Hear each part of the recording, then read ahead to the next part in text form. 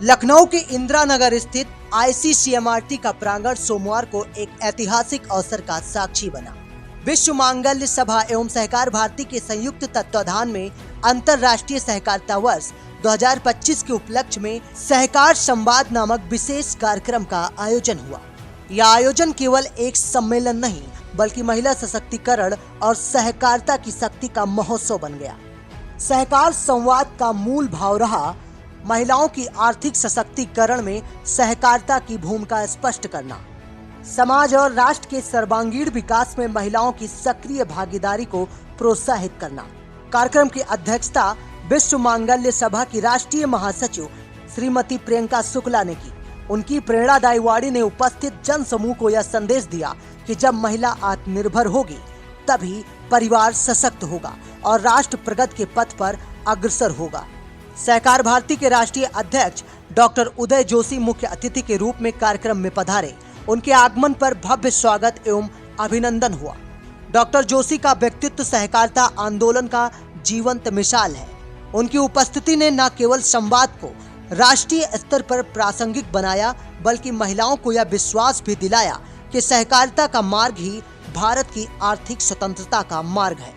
विशिष्ट अतिथियों में सहकार भारती के प्रदेश महामंत्री श्री अरविंद दुबे, सहकार भारती के प्रदेश अध्यक्ष डॉक्टर अरुण कुमार सिंह, सहकार भारती के राष्ट्रीय मंत्री श्री राजदत्त पांडे सम्मानित रूप से उपस्थित रहे। इस अवसर पर विश्व मांगल्य सभा के अवध प्रांत की सह सचिव रमा कर्णवाल ने सहकार भारती के प्रदेश महामंत्री श्री अरविंद दुबे जी को अंग वस्त्र एवं पुष्प भेंट कर भव्य स्वागत व सम्मान किया।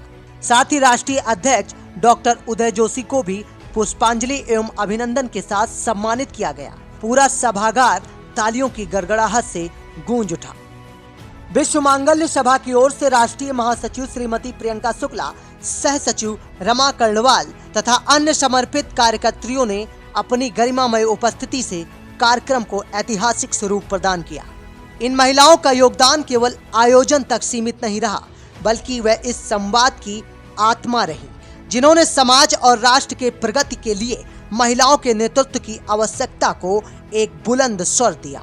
भव्य आयोजन का शुभारंभ दीप प्रज्वलन एवं विश्व मांगल्य सभा के शक्ति गीत के सामूहिक गायन से हुआ। वहीं समापन पर वातावरण उस समय भाव विभोर हो उठा जब सभी ने एक स्वर में सनत गीत कोई न रहे अनाथ यहाँ गाकर समाज को करुणा और सहकारिता का संदेश दिया। इस ऐतिहासिक अवसर पर सहकार भारती महिला प्रमुख मीनाक्षी राय ने भी महिला सशक्तिकरण पर अपने विचार व्यक्त किए। उन्होंने कहा कि महिला केवल परिवार की धुरी ही नहीं बल्कि समाज और राष्ट्र की रीढ़ है। जब महिला आर्थिक रूप से आत्मनिर्भर होगी तो उसकी शक्ति केवल घर परिवार तक सीमित नहीं रहती बल्कि वह पूरे समाज को प्रगति की ओर अग्रसर करती है।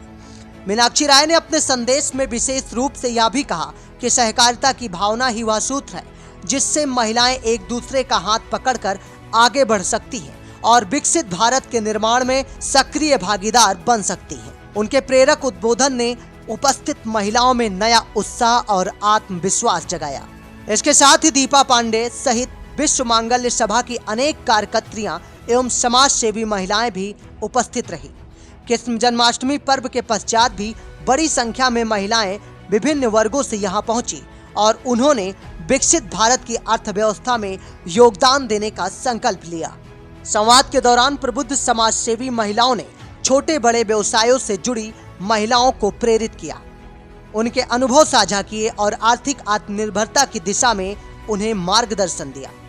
सहकार संवाद केवल एक कार्यक्रम नहीं बल्कि एक पर्व था जहां सहकारिता और महिला शक्ति ने मिलकर यह घोषणा की कि जब महिला आत्मनिर्भर होगी तभी परिवार सशक्त होगा और जब परिवार सशक्त होगा तभी राष्ट्र उन्नति के पथ पर अग्रसर होगा। है भारत माता सबकी, कोई अनाथ यहाँ, जब मात पिता सबका ईश्वर, तो हर संतान सनाथ यहाँ। डेस्क रिपोर्ट, पारदर्शी विकास न्यूज, यूपी।